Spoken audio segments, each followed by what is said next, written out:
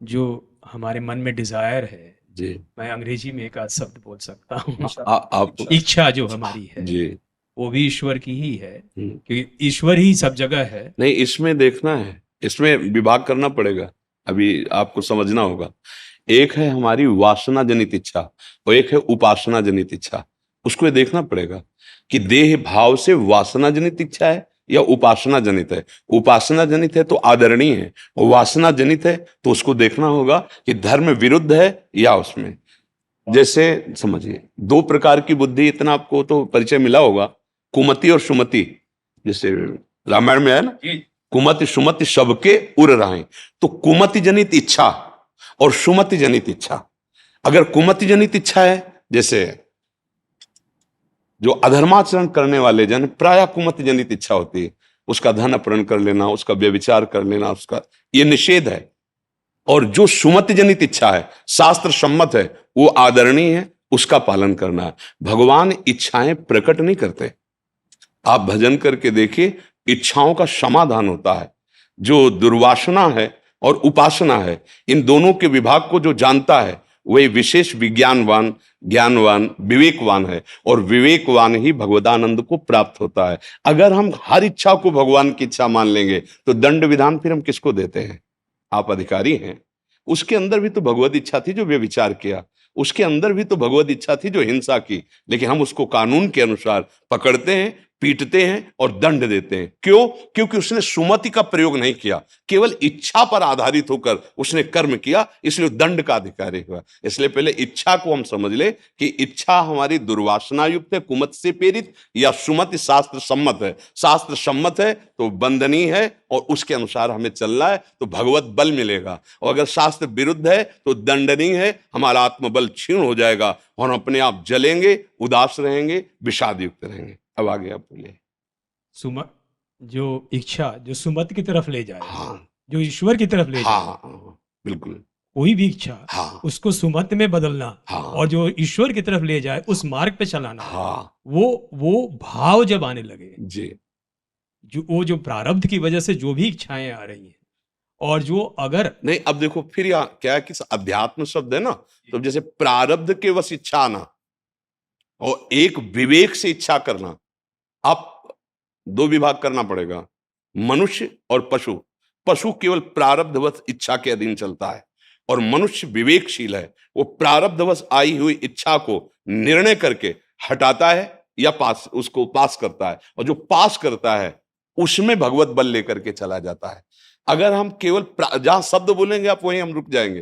प्रारब्ध की इच्छा, जैसे पूर्व प्रसंगवशात कोई सामने शरीर आया और उसका संयोग आपका लिखा हुआ है, आपके अंदर इच्छा जागृत हो जाएगी, माना।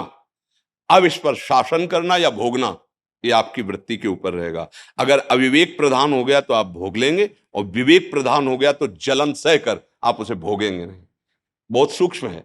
प्रारब्ध शब्द लगाने पर ही इच्छा पर अंकुश आ जाएगा, उस पर निर्णय आ जाएगा। और भगवत शब्द लगाने पर, क्योंकि हम मनुष्य हैं, अगर हम केवल प्रारब्ध के अधीन चलते हैं तो हम भगवत प्राप्ति नहीं कर सकते, क्योंकि हमें नवीन कर्म करने का जो अधिकार है वो शास्त्र सम्मत इच्छा के अनुसार है, प्रारब्ध के अनुसार नहीं।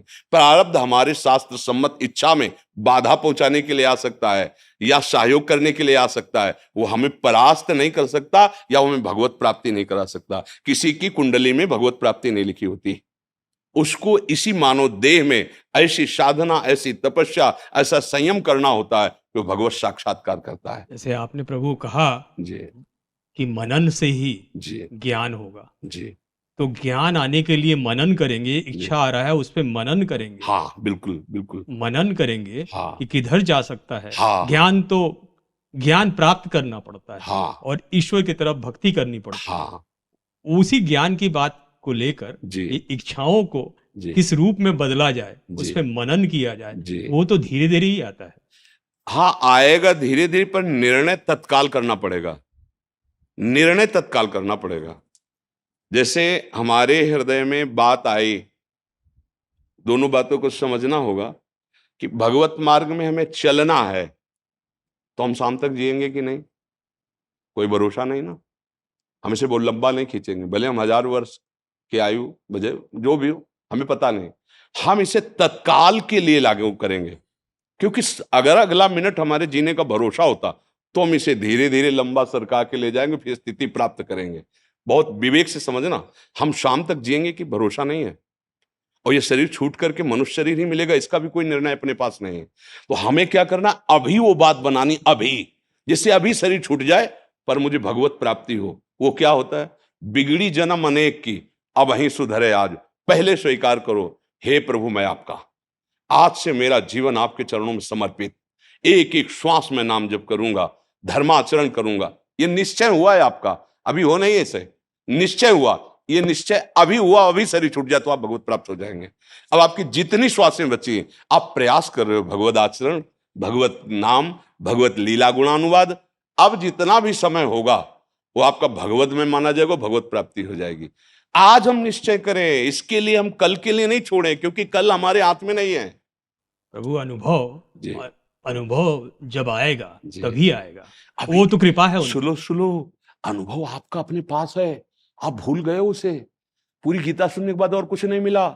स्मृति नष्टो मोहा, स्मृति लब्धा तो प्रसादान में अच्युता, हे अच्युत, जो मोह था वो नष्ट हो गया।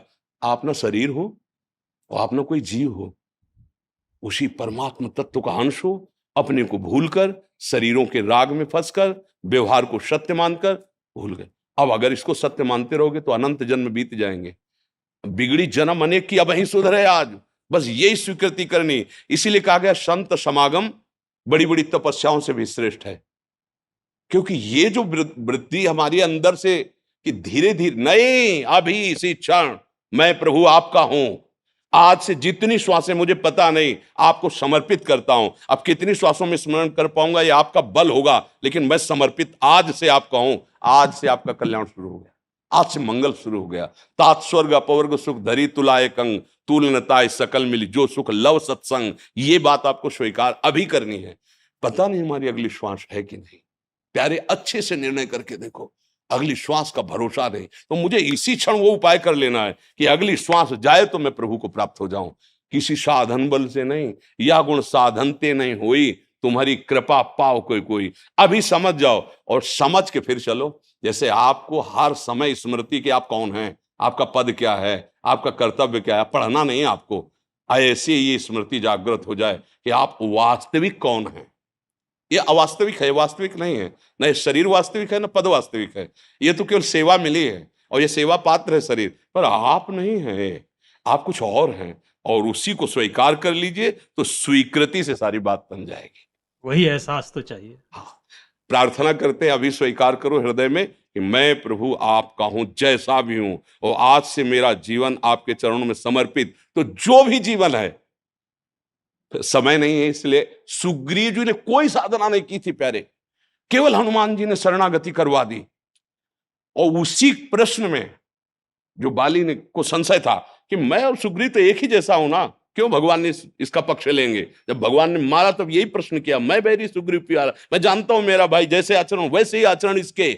आपका कब भजन किया जो आपने इतना पक्ष ले लिया। बोले अभी इसने शरण ले लिया है, मेरे शरणागत का शत्रु मेरा शत्रु, मेरे शरणागत का मित्र मेरा मित्र। अभी इस बात को सूक्ष्मता से पकड़ लो, अभी स्वीकृति करो, नाथ आपको अभी स्वीकार किए हुए है, अब आगे जो होगा वो जाने, पर स्वीकृति मेरी अभी है कि मैं आपका हूं। बस यही इच्छा प्रबल कर लो, प्रभु मैं जैसा भी हूं आपका हूं, हर चेष्टा मेरी, हर श्वास आपके लिए है। बस अभी आप भगवत प्राप्त, अभी आपके अंदर जो दिव्य ज्ञान उदय होने लगेगा, इसी इच्छा से होगा। इच्छा से यह ज्ञान होता है, इच्छा से जन्म मृत्यु होता है, और इच्छा से ज्ञान होता है, और इच्छा से मोक्ष प्राप्त हो जाता है। अब ये इच्छा भागवती की इच्छा स्वीकार कर लो। शायद ठाकुर जी की ऐसी कृपा हुई कि यही संभाषण करने के लिए आपको रोका है, उन्हीं का भी विधान है। पर हमें ये बहुत अच्छा लगा कि आप एक ऐसे पद में होते हुए भी आप अध्यात्म के विषय में इतनी प्रवीणता से बात समझ रहे हैं, मतलब विशेष कृपा आपके ऊपर ठाकुर जी की है। नहीं तो कुछ ऐसे ये पद होते हैं ना जिनका मद चढ़ जाता है तो समझ में अध्यात्म नहीं आता। धन्यवाद धन्यवाद।